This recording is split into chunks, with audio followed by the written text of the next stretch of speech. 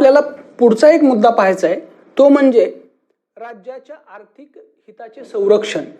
तर याबाबत आपल्या घटनेमध्ये कलम 274 मध्ये तरतूद दिलेली आहे.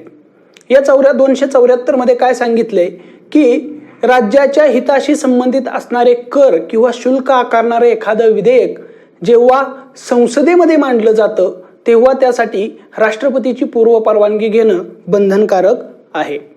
आता राज्याच्या हिताशी संबंधित असणारे कर किंवा शुल्क म्हणजे काय, तर ज्या करातून किंवा शुल्कातून केंद्राला महसूल प्राप्त होईल आणि त्या महसुलातून काही रक्कम ही राज्याला वाटली जाईल, तर अशा करांना किंवा शुल्काला आपण म्हणू शकतो राज्याच्या हिताशी संबंधित असणारे कर किंवा शुल्क.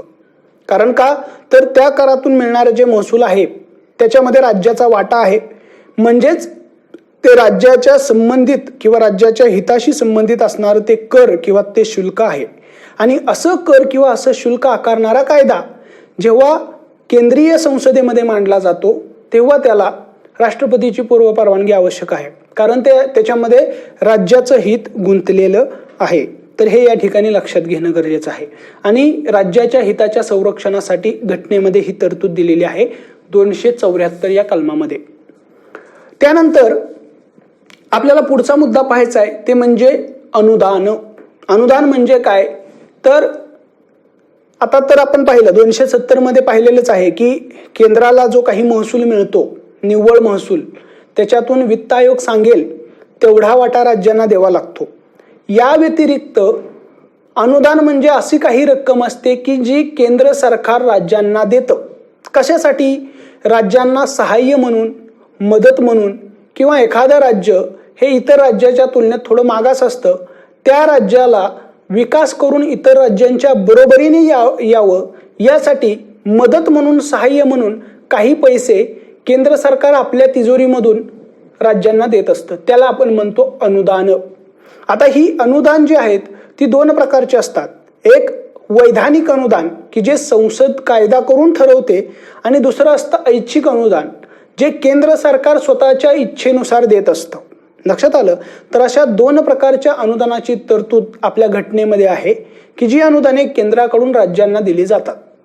मग ही जी वैधानिक अनुदाने आहेत ती कलम 275 मध्ये दिलेली आहेत. आणि या 275 मध्ये म्हटलंय की राज्याची आर्थिक गरज भागवण्यासाठी मदत म्हणून राज्यांना संसद कायदा करून अनुदान देऊ शकते.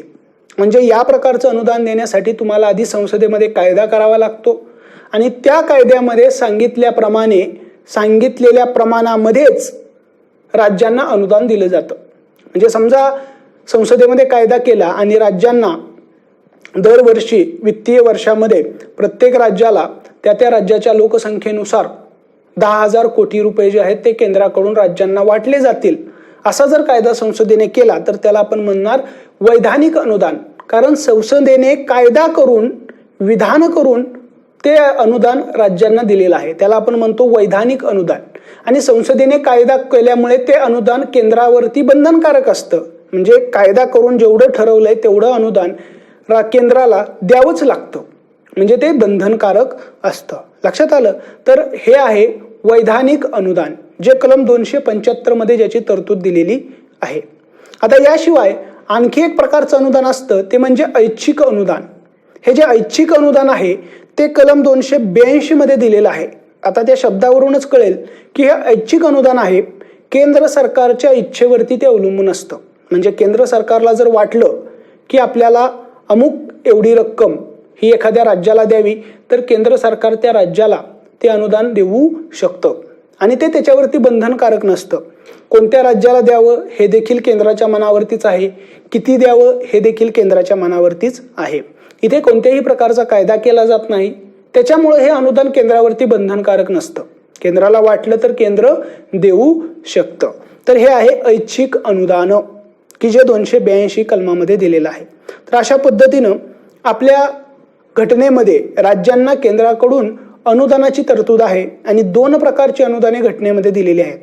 एक कलम 275 मध्ये दिले की जे वैधानिक अनुदान आहे आणि कलम 282 मध्ये ऐच्छिक अनुदानाची तरतूद आहे.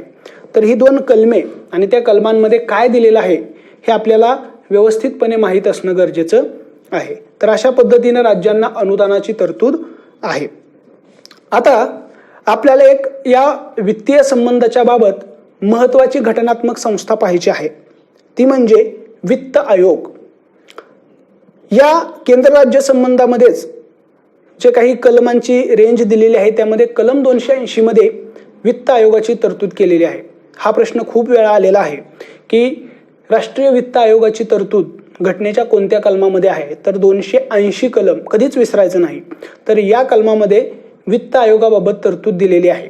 मग यामध्ये वित्त आयोगाचं कार्य काय असेल, त्याची स्थापना कोण करेल, त्याची संरचना काय असेल, या सगळ्या बाबी त्यामध्ये दिलेल्या आहेत. मग आता वित्त आयोगाचं काम काय आहे, तर मगाशी आपण जे 270 कलम पाहिलं त्यामध्ये म्हटलेलं आहे की केंद्राला जे काही निव्वळ उत्पन्न मिळतं त्या निव्वळ उत्पन्नामधून राज्यांना त्याने काही वाटा द्यायचा असतो.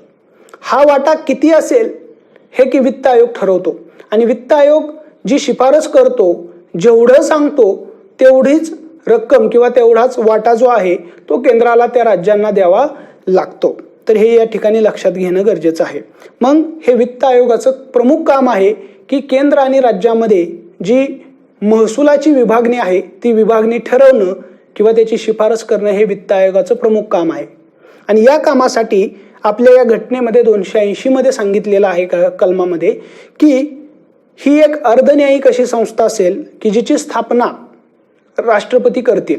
म्हणजे राज्यघटना अस्तित्वात आल्यापासून म्हणजे 1950 सालापासून 2 वर्षाच्या आत राष्ट्रपती पहिला वित्त आयोग स्थापन करतील की ज्याची मुदत 5 वर्षाची असेल आणि त्यानंतर प्रत्येक 5 वर्षे किंवा त्याच्या आधी राष्ट्रपती नवीन वित्त आयोगाची स्थापना करतील अशी तरतूद दिलेली आहे.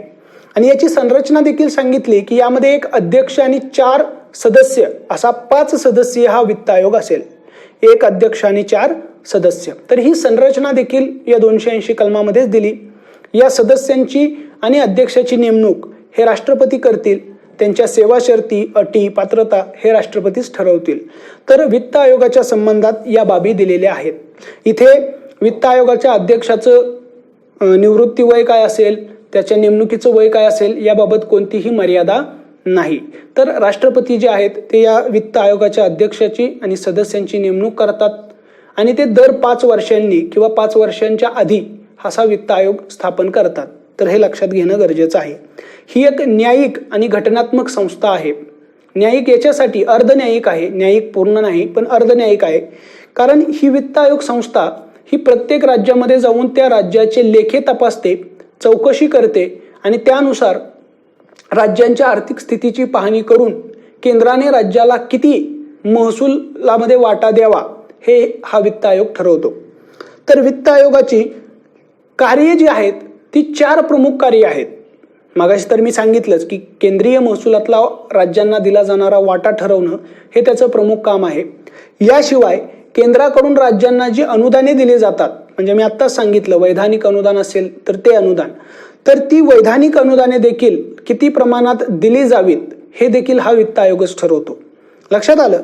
त्यानंतर तिसरं आहे ते म्हणजे प्रत्येक राज्याच्या संचित निधीमध्ये वाढ व्हावी यासाठी काही उपाययोजना सुचवण्याचं काम देखील हा वित्त आयोगच करतो. तर लक्षात आलं, हे तिसरं काम आहे. आणि चौथं आहे राष्ट्रपती जे काही काम सोपवेल ते काम देखील वित्त आयोगाला करावं लागतं. तर ही 4 कार्य ही घटनेमध्ये दिलेली आहेत वित्त आयोगाची. एक म्हणजे केंद्रीय महसुलातून राज्यांना किती वाटा द्यावा हे ठरवणं. दुसरं म्हणजे केंद्राकडून राज्यांना जो अनुदान प्राप्त होतं ते अनुदान किती असेल हे ठरवणं. तिसरं आहे राज्यांच्या संचित निधीत वाढ करण्यासाठी उपाययोजना सुचवणं.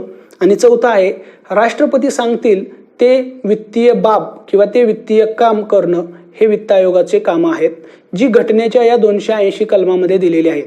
पुन्हा एकदा लक्ष द्या की वित्त आयोग हा आर्थिक केंद्र राज्याचे जे आर्थिक संबंध आहेत त्यामध्ये महत्त्वाची अशी घटनात्मक अर्धन्यायिक संस्था आहे, जी 280 कलमामध्ये तिची तरतूद दिलेली आहे.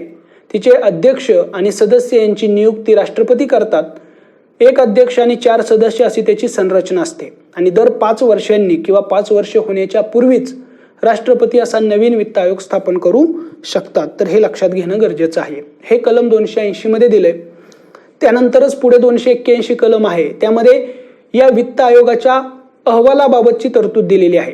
आणि यामध्ये सांगितलेलं आहे की वित्त आयोग जो आहे तो दरवर्षी आपला वार्षिक अहवाल जो आहे तो राष्ट्रपतींना सादर करेल आणि तो अहवाल जो आहे ते राष्ट्रपती संसदेपुढे मांडण्याचं काम करतील दोन्ही गृहांच्या विचारासाठी. तर अशा पद्धतीनं राष्ट्रपतीला शिफारस करण्याचं काम हा वित्त आयोग करतो. मी इथं आता म्हटलं की वार्षिक अहवाल, वार्षिक म्हणण्यापेक्षा वार्षिक नाहीये, दरवर्षी हा आयोग राष्ट्रपतींना आपला अहवाल सादर करत नाही. तर हा जो आयोग आहे तो नेमल्यानंतर ज्या प्रमाणामध्ये केंद्राकडून राज्यांना कर महसुलाची विभागणी केली जाईल किंवा अनुदानाचं वाटप केलं जाईल ते ठरवतो आणि त्या प्रमाणाची शिफारस करणारा अहवाल राष्ट्रपतींना सादर करतो आणि तो अहवाल राष्ट्रपती जे आहेत ते संसदेपुढे मांडण्याचं काम करतात. दरवर्षी काही अहवाल दिला जात नाही, तो एकदाच दिला जातो. तर हे थोडंसं करेक्शन लक्षात घ्या. तर हे कलम 281 मध्ये दिलेलं आहे की वित्त आयोग जो आहे तो राष्ट्रपतींना अशा प्रकारे आपला अहवाल सादर करतो आणि मग राष्ट्रपती तो संसदेपुढे मांडतात. तर अशा पद्धतीनं वित्त आयोगाची ही भूमिका आहे आणि त्याच्या अहवालाचं हे महत्त्व आहे. आता आपल्याला केंद्र राज्य आर्थिक संबंधातला पुढचा घटक पाहायचा आहे, तो म्हणजे राज्य आणि केंद्र यांना एकमेकांच्या करांपासून असलेली सूट. म्हणजे केंद्र आणि राज्य दोघांनाही वेगवेगळ्या प्रकारचे कर आकारण्याचे अधिकार आहेत, हे आपण पाहिलेलं आहे. मग आता हे कर केंद्र जेव्हा आकारतं तेव्हा त्याच्यामधून राज्यांना सूट असली पाहिजे आणि जेव्हा राज्याच्या एखाद्या प्रदेशामध्ये केंद्राची जर मालमत्ता असेल किंवा केंद्राचा एखादी क्रिया घडत असेल केंद्राकडून, केंद्राच्या वतीने, तर त्याच्यावरती राज्याने कर आकारता कामा नये. म्हणजे दोघांच्याही करापासून एकमेकांना सूट असली पाहिजे. तर त्याबाबतच्या तरतुदी आपल्या घटनेमध्ये दिलेल्या आहेत. तर मग त्याचं आता आपल्याला माहिती घ्यायची आहे. तर या संबंधात कलम 285 ते कलम 289 या 4 कलमामध्ये या तरतुदी दिलेल्या आहेत. मग पाहूयात ती कलमे काय आहेत, त्यामध्ये काय दिलेलं आहे. तर पहिल्यांदा लक्षात घ्या कलम 285 आणि या कलमामध्ये काय सांगितलेलं आहे की केंद्राच्या मालमत्ता, संपत्ती यांना राज्यातील करांपासून किंवा राज्यामध्ये असणाऱ्या वेगवेगळ्या प्राधिकरणांच्या करांपासून सवलत असेल, सूट असेल. म्हणजे कशाला? केंद्राच्या मालकीची संपत्ती आणि मालमत्ता यांना ती ज्या राज्यामध्ये असेल त्या राज्याच्या करांपासून, तसंच ती जर एखाद्या प्राधिकरणाच्या म्हणजे नगरपालिका असेल, जिल्हा परिषद असेल यांच्या क्षेत्रामध्ये येत असेल तर त्या प्राधिकरणाच्या करापासून देखील सवलत असेल. म्हणजे थोडक्यात काय, तर केंद्राची मालमत्ता किंवा संपत्ती याला राज्याच्या करापासून पूर्णपणे सूट असेल. राज्य त्या मालमत्तेवरती किंवा संपत्तीवरती कर आकारू शकणार नाही. मग ही मालमत्ता म्हणजे नेमकं काय, म्हणजे मालमत्तेमध्ये कशा कशाचा समावेश होतो, तर यामध्ये जमीन, एखादी इमारत, जंगम मालमत्ता म्हणजे मूल्य असणारी एखादी वस्तू, म्हणजे एखादा सोन्याची वस्तू असेल, एखादी मौल्यवान वस्तू असेल जी एका ठिकाणाहून दुसऱ्या ठिकाणी नेता येऊ शकते, त्याला म्हणतात जंगम मालमत्ता. अशी मालमत्ता केंद्राच्या मालकीची असेल तर त्यावरती राज्याला कर आकारता येत नाही. तसंच केंद्राने घेतलेली कर्जे असतात किंवा केंद्राने उभारलेलं भाग भांडवल असतं तर यावरती देखील राज्याला कर आकारता येत नाही. तर ही सगळी जे काही मी आता सांगितलं, जमीन, इमारत, जंगम मालमत्ता, कर्जे, भाग भांडवल, हे सगळे मालमत्ता या शब्दामध्येच यांचा समावेश होतो. आणि याच्यावरती जर केंद्राच्या मालकीचं असेल तर त्यावरती राज्याला कर आकारता येत नाही. म्हणजेच केंद्राच्या मालमत्तेला राज्याच्या करापासून सूट आहे आणि हे कलम 285 मध्ये दिलेलं आहे. आता इथे स्टार करून एक गोष्ट लक्षात ठेवायची की केंद्राच्या मालमत्तेला म्हणजे केंद्र सरकारच्या ताब्यात असणाऱ्या मालमत्तेला करापासून सूट आहे. केंद्राच्या कंपन्यांना सूट नाही किंवा केंद्राच्या महामंडळांना सूट नाहीये. म्हणजे जसं ONGC, सेल, गेल या काय आहेत, सार्वजनिक कंपन्या आहेत, म्हणजे केंद्र सरकारच्या मालकीच्या कंपन्या आहेत, उद्योग आहेत, बरोबर आहे. परंतु यांना मात्र राज्याच्या करापासून सवलत नाही. फक्त केंद्र सरकारच्या मालकीची जी मालमत्ता आहे त्यालाच करांपासून सवलत आहे.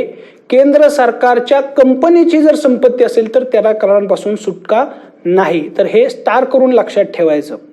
केंद्र सरकारच्या मालमत्तेला राज्याच्या करापासून सवलत आहे, परंतु केंद्र सरकारच्या कंपन्यांच्या मालमत्तांना मात्र सूट किंवा सवलत नाही. आणि हे कलम 285 मध्ये दिलेलं आहे. लक्षात आलं. याशिवाय आणखी काही विशिष्ट वस्तूंच्या बाबतीत केंद्राला राज्याकडून सूट मिळते. त्या कोणत्या आहेत? तर अशा दोन बाबी कलम 287 आणि कलम 288 मध्ये दिलेल्या आहेत. कोणत्या आहेत ते लक्षात घ्या. 287 मध्ये केंद्राला राज्याकडून जी वीज विकली जाते किंवा राज्याकडून केंद्र स्वतःच्या उपभोगासाठी जी वीज खरेदी करतं किंवा वीज वापरतं त्या विजेवरती राज्याला कर आकारता येत नाही. कारण वीज हा राज्यसूचीतला विषय आहे आणि त्याच्यामुळे त्याच्यावरती राज्य सरकार जे आहे ते त्या विजेच्या विक्रीवरती कर आकारत असतं, वापरावरती कर आकारत असतं. परंतु जर ती वीज इलेक्ट्रिसिटी जर केंद्राने स्वतःच्या उपयोगासाठी वापरली किंवा खरेदी केली तर त्यावरती राज्याला कर आकारता येत नाही. तसंच केंद्राच्या मालकीच्या रेल्वे कंपनीने जरी ती वीज वापरली रेल्वे उभारणीसाठी किंवा रेल्वे चालवण्यासाठी तरी देखील त्यावरती राज्याला कर आकारता येत नाही. परंतु इथं लक्षात घ्या की वीज काही फुकट देणार नाही. ती वीज जी आहे त्याची विक्री किंमत आहे, ती विक्री किंमत राज्याला देण्यात येईलच. फक्त राज्य त्या विक्री किमतीवरती किंवा त्या विजेच्या वापरावरती कर आकारू शकत नाही. विकणारच आहे. राज्य सरकार केंद्राला आपली वीज विकू शकतं, त्याच्या बदल्यात पैसे घेतं, परंतु फक्त त्याच्यावरती जादाचे पैसे कर आकारून घेत नाही. हे लक्षात ठेवायचं. म्हणजे फक्त करापासून सूट आहे, ती काही फुकट वीज केंद्राला मिळत नाही. फक्त ती वीज पैसे देऊन घेतली जाते, फक्त त्याच्यावरती कर आकारता येत नाही. हे लक्षात ठेवायचं. आणि हे कलम 287 मध्ये सांगितलेलं आहे. त्यानंतर कलम 288 मध्ये पाण्यासंबंधी सवलत आहे. म्हणजे जे आंतरराज्यीय नदी खोरे असेल आणि त्याबाबत आपण मगाशी म्हटलं की विवाद जर असेल राज्यांमध्ये आंतरराज्यीय नदीच्या पाण्याच्या वाटपाबाबत जर वाद असेल तर त्याबाबत जलविवाद स्थापन करण्याचा संसदेला अधिकार आहे. बरोबर आहे. जलविवाद सोडवण्यासाठी ट्रिब्युनल किंवा न्यायाधिकरण स्थापन करण्याचा संसदेला अधिकार आहे. तर अशा न्यायाधिकरणाने किंवा प्राधिकाऱ्याने त्या आंतरराज्यीय नदी खोऱ्यातल्या पाण्याचा वापर केला, त्याच्यापासून वीज तयार केली, त्याचा उपभोग घेतला तर त्यावरती देखील राज्याला कर आकारता येणार नाही. त्यापासून त्या प्राधिकरणाला, केंद्राने स्थापन केलेल्या प्राधिकरणाला सूट असेल. तर हे कलम 288 मध्ये दिलेलं आहे. लक्षात आलं. म्हणजे राज्याकडून केंद्राला जी वीज विकली जाईल त्याच्यापासून ही केंद्राला सूट आहे, त्यावरती कर आकारण्यापासून. तसंच राज्यामध्ये जे काही नद्या वाहत असतील त्याच्यातील पाण्याचा वापर करणं, त्याच्यातून वीज निर्मिती करणं याच्यावरती देखील करातून केंद्राला सूट आहे. त्याच्या आधी आपण 285 पाहिलं की ज्यामध्ये केंद्राच्या मालमत्तांना राज्याच्या करापासून सूट आहे. तर ही कलमे साधारणपणे केंद्राला राज्याच्या करांपासून सवलत कशा पद्धतीने मिळतं ते दाखवतात आणि कोणत्या कलमामध्ये कोणत्या बाबी संबंधात ही सवलत आहे ते आपण पाहिलं. आता पुढचं कलम आहे 289. हे कलम कशाशी संबंधित आहे? तर हे कलम राज्याला केंद्राच्या करापासून सवलत मिळण्याच्या संदर्भात आहे. म्हणजे इथे राज्याची संपत्ती जी आहे तिला केंद्राच्या करापासून, जे केंद्र कर आकारतं त्यापासून सवलत मिळते. आणि या कलमामध्ये दिलेलं आहे की राज्याच्या मालकीची जी मालमत्ता किंवा उत्पन्न असेल त्याला केंद्रीय करामधून पूर्णपणे सूट असेल. परंतु ही जी काही सूट असेल ती राज्यामध्ये जी स्थानिक प्राधिकरणे असतील त्यांना मात्र ही सूट मिळणार नाही. तसंच राज्यांच्या ज्या काही कंपन्या असतील राज्याच्या मालकीच्या त्यांना देखील ही सूट मिळणार नाही. म्हणजे राज्यामध्ये जी काही स्थानिक प्राधिकरणे असतात, महानगरपालिका, नगरपालिका, ग्रामपंचायत, पंचायत समिती, जिल्हा परिषद, यांना केंद्रीय करापासून सूट मिळणार नाही. महानगरपालिकेच्या बाबतीत महानगरपालिकेच्या ताब्यात असणारी एखादी मालमत्ता जर असेल तर त्याच्यावरती केंद्र सरकार कर आकारू शकतं. परंतु जर राज्य सरकारच्या, राज्य शासनाच्या मालकीची जर संपत्ती असेल तर त्यावरती केंद्राला कर आकारता येत नाही किंवा केंद्राच्या करापासून त्याला सूट असते. हे लक्षात घेणं गरजेचं आहे. आता आपण इथे लक्षात घ्यायचं की केंद्राच्या मालमत्तेला राज्याच्या करापासून सूट होती. आता इथं राज्याच्या मालमत्तेला केंद्राच्या करापासून सूट आहे. परंतु इथं आणखी एक शब्द आहे, तो म्हणजे राज्याच्या उत्पन्नाला देखील केंद्राच्या करापासून सूट आहे. हे इथं एक जादाचं तरतूद यामध्ये आपल्याला असलेले आढळून येते. आता राज्याचं उत्पन्न हे स्वतंत्र असू शकतं किंवा एखाद्या व्यापार उद्योगातून उभारलेलं असू शकतं. तर त्या उत्पन्नावरती केंद्र सरकार कर आकारू शकत नाही, त्याच्यापासून राज्य सरकारला सूट मिळते, हे लक्षात घेणं गरजेचं आहे. इथं आणखी एक बाब स्टार करून लक्षात ठेवा, ते म्हणजे राज्याला उत्पादन शुल्क आणि आयात निर्यात शुल्क यापासून मात्र सूट मिळत नाही. म्हणजे केंद्राचे 2 कर आहेत, आयात निर्यात कर आणि उत्पादन शुल्क. हे जे 2 कर आहेत हे केंद्राचे कर आहेत आणि या केंद्राच्या करांपासून राज्याला सूट मिळत नाही. बाकी करांपासून राज्याच्या मालमत्तेला केंद्राच्या करातून सूट मिळते, फक्त आयात निर्यात कर आणि उत्पादन शुल्क यामधून सूट मिळत नाही. तर हे लक्षात घेणं गरजेचं आहे. तर अशा पद्धतीनं कलम 285, 87, 88, 89 ही जी कलमे आहेत यामध्ये साधारणपणे केंद्राला राज्याच्या करांपासून सूट आणि राज्याला केंद्राच्या करांपासून सूट हे यामध्ये दिलेलं आहे. त्यानंतर काही छोट्या छोट्या आर्थिक तरतुदी आहेत. त्यापुढे 290, 290A, 291 या कलमांमध्ये त्याही आपण थोडक्यात पाहूयात. 290 कलमामध्ये काय सांगितले, भारत स्वतंत्र होण्याच्या पूर्वी जे लोक केंद्र किंवा राज्याच्या सेवेमध्ये होते, जे भारत स्वतंत्र होण्याच्या पूर्वी गव्हर्नर जनरल केंद्राचा प्रमुख होता, राज्य वेगवेगळे प्रांत होते आपल्या देशात, तर तिथे ब्रिटिशांचा गव्हर्नर असायचा. तर त्या प्रांतांमध्ये किंवा केंद्राच्या ठिकाणी जे कोणी लोक कर्मचारी म्हणून काम करत होते किंवा लोकसेवक म्हणून काम करत होते, तर त्या लोकसेवकांना भारत स्वतंत्र झाल्यानंतर म्हणजे ही घटना अंमलात आल्यानंतर त्यांना सेवा करत असतील तर त्यांना वेतन, आणि ते जर निवृत्त झाले असतील तर त्यांना निवृत्ती वेतन हे संबंधित संघराज्य किंवा संबंधित राज्य यांच्या संचित निधीतून दिलं जाईल. म्हणजे भारत स्वतंत्र होण्याच्या आधी जर केंद्र सरकारच्या सेवेमध्ये एखादा व्यक्ती असेल आणि तो जर निवृत्त झाला तर त्याला ही घटना अंमलात आल्यानंतर संघराज्याच्या किंवा केंद्राच्या संचित निधीतून त्याला पेन्शन दिली जाईल. तर एखादा व्यक्ती एखाद्या राज्याच्या सेवेमध्ये असेल तर त्या राज्याच्या संचित निधीतून त्याला पेन्शन दिली जाईल. हे कलम 290 मध्ये सांगितलेलं आहे. म्हणजे साधारणपणे भारत स्वतंत्र होण्याच्या आधी जे लोक सेवा करत होते, लोकसेवक होते, त्यांचं वेतन आणि पेन्शन संबंधात ह्या 290 मध्ये सांगितलेलं आहे. त्यानंतर 290A हे कलम आहे. यामध्ये साधारणपणे देवासम ट्रस्टला दरवर्षी निधी देण्याची तरतूद आहे. देवासम ट्रस्ट म्हणजे काय, धार्मिक ट्रस्ट आहे केरळ आणि तमिळनाडू राज्यामध्ये, आणि त्या धार्मिक बाबतीमध्ये त्या ट्रस्टला दरवर्षी संबंधित राज्याच्या संचित निधीतून निश्चित अशी रक्कम देण्याची तरतूद या 290A मध्ये केलेली आहे. म्हणून लक्षात ठेवायचं, 290 हे कलम केरळ आणि तमिळनाडू या राज्यामधील देवासम ट्रस्ट नावाच्या ट्रस्टला मदत देण्याच्या संदर्भात आहेत. आणि तो ट्रस्ट तिथली मंदिरे किंवा तिथले धार्मिक स्थळांचं संवर्धन करण्याचं काम करतं आणि त्याला त्या राज्याच्या संचित निधीतून दरवर्षी निश्चित अशी रक्कम दिली जाते. ह्याची तरतूद 290A मध्ये केलेली आहे. त्यानंतर 291 कलमामध्ये साधारणपणे संस्थानिकांच्या तनख्यासंदर्भात तरतूद होती, परंतु 26वी घटना दुरुस्ती करून इंदिरा गांधी सरकारने 1971 मध्ये संस्थानिकांचे तनखे रद्द केले हे आपल्याला माहीत आहे. बरोबर आहे, हा एक ऐतिहासिक निर्णय होता. म्हणजे आपल्या देशामध्ये जे संस्थाने होती ती भारतामध्ये समाविष्ट केली, भारताचा घटक बनली, परंतु त्याचे जे संस्थानिक होते त्यांना मात्र भारताच्या संचित निधीतून निश्चित असं तनखा म्हणजे पैसे त्यांना दिले जात होते दरवर्षी.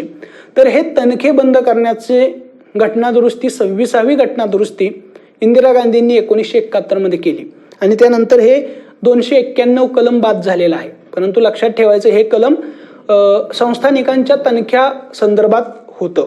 तर हे एक लक्षात घेणं गरजेचं आहे. आता यानंतर आपल्याला केंद्र राज्य आर्थिक संबंधातला एक महत्त्वाचा संबंध पाहायचा आहे, तो म्हणजे कर्ज उभारण्याच्या संदर्भात असणारा संबंध.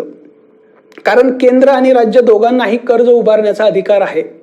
मग तो अधिकार कशा पद्धतीने आहे हे कलम 292 आणि कलम 293 यामध्ये दिलेलं आहे. तर ते काय दिलेलं आहे ते आता आपण पाहूयात. तर लक्षात घ्या, कलम 292 मध्ये केंद्राने कर्ज उभारणे किंवा केंद्राने कर्ज घेणे याबाबतच्या तरतुदी दिलेल्या आहेत. आणि यामध्ये म्हटलेलं आहे की केंद्र आपला संचित निधी तारण ठेवून म्हणजे गहाण ठेवून किंवा त्या संचित निधीची हमी देऊन देशातून किंवा देशाच्या बाहेरून कर्ज उभारू शकतो. म्हणजे केंद्र सरकार आपला जो संचित निधी म्हणजे केंद्र सरकारची जी तिजोरी आहे ती तिजोरी गहाण ठेवून किंवा त्या तिजोरीमधल्या संपत्तीची हमी देऊन कर्ज उभारू शकतं आणि हे कर्ज केंद्र सरकार देशातून तसेच देशाच्या बाहेरून उभारू शकतं. या बाबतीत आणखी एक तरतूद या कलमामध्ये दिली ती म्हणजे संसदेला या कर्जावरती मर्यादा घालण्याचा अधिकार आहे. म्हणजे कमाल कर्ज केंद्र सरकार किती घेऊ शकतं, जास्तीत जास्त किती कर्ज केंद्र सरकार घेऊ शकतं ती जास्तीची मर्यादा संसदेला ठरवता येते. म्हणजे संसदेने जर समजा ठरवलं की केंद्राने जास्तीत जास्त 1000 कोटींचंच कर्ज घेतलं पाहिजे तर केंद्र सरकारला 1000 कोटीपर्यंतच कर्ज घेता येतं, त्यापेक्षा जास्त कर्ज घेता येणार नाही. परंतु आपल्या संसदेने आजपर्यंत अशी कोणतीही मर्यादा ठरवलेली नाही. जरी या 292 कलमामध्ये अशी तरतूद दिलेली असली तरी देखील संसदेने आजपर्यंत अशी कायदा करून कोणतीही मर्यादा ठरवलेली नाही. त्याच्यामुळे आज आपलं केंद्र सरकार कितीही रकमेमध्ये कर्ज उभारू शकतं, कितीही कर्ज घेऊ शकतं. तर हे कलम 292 आहे की ज्यामध्ये केंद्र सरकार आपला संचित निधी गहाण ठेवून किंवा त्याची हमी देऊन कर्ज उभारू शकतं. त्यानंतर कलम 293 पाहायचंय, यामध्ये राज्याने कर्ज उभारण्याच्या संदर्भातल्या तरतुदी दिलेल्या आहेत. तर यामध्ये काय दिलेलं आहे बघा, राज्य देखील आपला संचित निधी तारण ठेवून किंवा गहाण ठेवून आपल्या देशातून कर्ज उभारू शकते. म्हणजे राज्याला देशाच्या बाहेरून कर्ज उभारता येत नाही, फक्त ते केंद्रालाच उभारता येतं. राज्य सरकार आपला संचित निधी गहाण ठेवून किंवा त्याची हमी देऊन देशातूनच कर्ज उभारू शकतं, देशाच्या बाहेरून नाही. दुसरी गोष्ट म्हणजे राज्याने कर्ज उभारण्यासाठी केंद्र सरकार त्याला हमी देऊ शकतं किंवा त्याला गॅरंटर म्हणून त्याची साईन करू शकतं. आपल्याला माहित आहे, तुम्ही जेव्हा कर्ज घ्यायला जाता तेव्हा एक हमी देणारा माणूस त्याची स्वाक्षरी आवश्यक असते तरच तुम्हाला बँकेत कर्ज मिळतं. तशीच हमी केंद्र सरकार एखाद्या राज्याने कर्ज उभारताना त्या राज्याला देऊ शकतं. तर लक्षात आलं, हे लक्षात घेणं गरजेचं आहे. त्यानंतर राज्याने समजा देशातून उभारलेलं कर्ज असेल, ते कर्ज जर त्या कर्जाचा हप्ता तो वेळेवर फेडू शकलं नाही किंवा त्या कर्जाचा हप्ता थकला असेल तर राज्याला आणखी कर्ज उभारण्यासाठी केंद्र सरकारची परवानगी घ्यावी लागते. कधी, जर हप्ता थकलेला असेल आधी घेतलेल्या कर्जाचा तर. परंतु जर आधी घेतलेल्या कर्ज सुरळीतपणे त्याची परतफेड केलेली असेल तर नवीन कर्ज घेताना राज्याला केंद्राची परवानगी घ्यावी लागत नाही. जर हप्ता थकलेला असेल तरच केंद्राची परवानगी घ्यावी लागते. तर या तरतुदी या कलम 293 मध्ये राज्याने कर्ज घेण्याच्या संदर्भात दिलेल्या आहेत. तर यावरून एक गोष्ट लक्षात येते ती म्हणजे केंद्र आणि राज्य दोघेही आपला संचित निधी गहाण ठेवून किंवा त्याची हमी देऊन कर्ज उभारू शकतात. फरक एवढाच आहे की केंद्र सरकार देशातून आणि देशाच्या बाहेरून कर्ज उभारू शकतं, राज्य सरकार फक्त देशातूनच कर्ज उभारू शकतं. दुसरी बाब किंवा दुसरा फरक म्हणजे राज्याने कर्ज उभारताना केंद्र सरकार त्याला हमी देऊ शकतं, ही एक बाब आहे. आणि दुसरी एक बाब म्हणजे जेव्हा राज्य कर्ज उभारतं आणि त्याची परतफेड करू शकत नाही किंवा त्याचा हप्ता थकतो त्यावेळी मात्र नवीन कर्ज घेताना राज्याला केंद्राची परवानगी घ्यावी लागते. तर हे कलम 293 मध्ये दिलेलं आहे. अशा पद्धतीनं राज्य आणि केंद्र यांच्या कर्ज देणं आणि घेणं या संदर्भातले तरतुदी 292-293 मध्ये दिलेल्या आहेत. तर महत्त्वाचे आर्थिक संबंध जे आहेत ते या कलमांमध्येच आपल्याला पाहायला मिळतात, साधारणपणे 268 ते 293 मध्ये. यानंतर ही काही कलमे आहेत 300 पर्यंत. ते साधारणपणे भारत स्वतंत्र होण्याच्या पूर्वी जी आपल्या देशामध्ये मालमत्ता होती ब्रिटिशांच्या मालकीची, ते ब्रिटिश सोडून गेल्यानंतर कोणाला मिळेल किंवा याबाबतच्या तरतुदी त्यामध्ये आहेत. मग यामध्ये लक्षात ठेवा की भारत स्वतंत्र होण्याच्या पूर्वी जी मालमत्ता ब्रिटिशांच्या काळामध्ये ब्रिटिश काळात असणाऱ्या केंद्र सरकारच्या मालकीची होती ती मालमत्ता भारत स्वतंत्र झाल्यानंतर भारताच्या केंद्र सरकारला मिळेल. तसंच जी मालमत्ता ब्रिटिश काळामध्ये गव्हर्नर असणाऱ्या प्रांतांमध्ये होती, म्हणजे बॉम्बे, मद्रास यासारखे जे ब्रिटिश काळात प्रांत होते त्या प्रांतांच्या मालकीची होती, ती मालमत्ता भारत स्वतंत्र झाल्यानंतर त्या प्रांतांमध्ये जे काही राज्य सरकार असेल त्या राज्य सरकारला मिळणार आहे. तसंच संस्थानिकांच्या संपत्तीबाबत ती संपत्ती ज्या उद्देशासाठी होती तो उद्देश आता कोणाच्या अधिकार क्षेत्रामध्ये आहे. म्हणजे समजा एखादं संस्थान होतं, त्या संस्थानाकडे एक मोठी इमारत होती, त्या इमारतीचा उद्देश हा होता की शिक्षण देणं, म्हणजे ती शाळेची इमारत होती. आता स्वतंत्र झाल्यानंतर शिक्षण हा विषय कोणाकडे गेला? राज्याकडे. तर ती मालमत्ता देखील संस्थानांची त्या संस्थानामध्ये जे राज्य सरकार असेल त्या राज्य सरकारकडे जाईल. तसंच जर एखादी मालमत्ता ही संस्थानांच्या काळामध्ये ही लष्कराला ट्रेनिंग देण्यासाठी होती, म्हणजे त्या संस्थानाचं लष्कर होतं, त्या लष्कराला प्रशिक्षण देण्यासाठी ती इमारत होती. आता भारत स्वतंत्र झाला आणि लष्कर हा विषय पूर्णपणे केंद्र सरकारचा बनलेला आहे. त्याच्यामुळं ती इमारत जी संस्थानाची होती ती आता केंद्र सरकारला मिळणार, केंद्र सरकारच्या ताब्यात येणार. तर अशा पद्धतीनं मालमत्तेसंबंधी या तरतुदी आपल्याला पाहायला मिळतात. तसंच आपल्याला या ज्या काही छोट्या संबंध होते ब्रिटिश जेव्हा भारतामध्ये होते तेव्हा, म्हणजे ब्रिटिश काळामध्ये ब्रिटिश सरकारवरती एखाद्या व्यक्तीने जर केस केलेली असेल, दावा केलेला असेल, किंवा ब्रिटिश काळामध्ये ब्रिटिश सरकारने इतर कंपनीवरती किंवा व्यक्तीवरती दावा केलेला असेल, तर ते दावे स्वातंत्र्यानंतर जसेच्या तसे राहतील. फक्त ब्रिटिश सरकारऐवजी भारत सरकार येईल. संबंधित प्रांताच्या सरकारऐवजी भारत स्वतंत्र झाल्यानंतर तिथे जे राज्य सरकार असेल तर ते राज्य सरकार येईल आणि त्यानुसार ते दावे ठरवले जातील. तर अशा स्वरूपाच्या दुय्यम तरतुदी ज्या आहेत आर्थिक संबंधाच्या, त्या आपल्याला 294 पासून ते 300 पर्यंत आपल्याला पाहायला मिळतात. त्याच्यावरती प्रश्न येण्याची शक्यता खूप कमी आहे, कारण सध्या त्या तरतुदी अस्तित्वात नाहीत. त्या तरतुदी ज्या होत्या ती घटना अंमलात येताना फक्त त्या लागू होणार होत्या. त्यानंतर ते संपत्ती ज्या त्या केंद्र सरकार किंवा राज्य सरकारला मिळाल्यानंतर त्यांचा आता सध्या तरी काही उपयोग नाही. त्याच्यामुळे या तरतुदींवरती प्रश्नाची संख्या कमी आहे. परंतु तरी आपल्याला लक्षात असू द्यात की मालमत्ते संबंधात, तीही ब्रिटिश कालीन मालमत्तेच्या संदर्भात भारत स्वतंत्र झाल्यानंतर मालकीबाबत जे काही तरतुदी आहेत त्या 294 पासून पुढे आहेत, हे लक्षात ठेवायचं. मूळ आर्थिक संबंध, महत्वाचे आर्थिक संबंध हे 293 पर्यंतच आहेत. तर अशा पद्धतीनं आपण केंद्र राज्य संबंध जे आहेत ते कायदाविषयक केंद्र राज्य संबंध, कार्यकारी केंद्र राज्य संबंध आणि त्यानंतर आर्थिक केंद्र राज्य संबंध या 3 भागामध्ये विभागून त्याचा आपण अभ्यास केलेला आहे. तर या संदर्भात आपण कलमासहित महत्वाची कलमे, त्या कलमामध्ये दिलेल्या तरतुदी आणि त्या संदर्भात काही महत्वाच्या घटना दुरुस्त्या असतील तर त्या सगळ्या बाबींनी असा सर्वंकष असा आपला अभ्यास या केंद्र राज्य संबंधाच्या बाबत असला पाहिजे. तर हा एक महत्वाचा टॉपिक आहे की जो मुख्य परीक्षा, पूर्व परीक्षा या दोन्ही परीक्षामध्ये हा बऱ्याचदा याच्यावरती प्रश्न विचारले जातात. तर अशा पद्धतीनं हा केंद्र राज्य संबंध हा जो आपला टॉपिक आहे तो या ठिकाणी या तिन्ही प्रकारचे केंद्र राज्य संबंध पाहिल्यानंतर आपला संपतो. पुढच्या लेक्चरमध्ये आपण पुढचा नवीन टॉपिक पाहूयात.